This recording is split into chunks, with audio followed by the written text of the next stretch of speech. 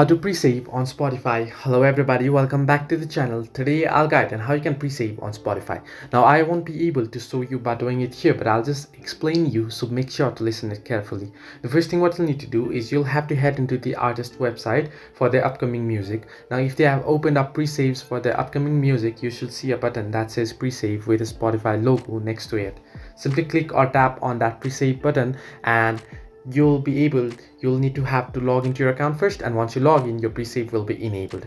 So this is the way you can pre-save on Spotify. However, if you want to enable pre-save on your upload as an artist, what you'll need to do is you'll need to choose a music distributor that supports pre-save campaigns such as DistroKid or TuneCore. You're gonna upload your music and provide all necessary metadata, and then once you do it, what you want to do is you want to enable the pre-save option for your release within the distributor's platform. So this is the way you can pre-save on Spotify. Hope this helped you. Do like and subscribe, and do not forget to leave a comment down below if you have any further issues.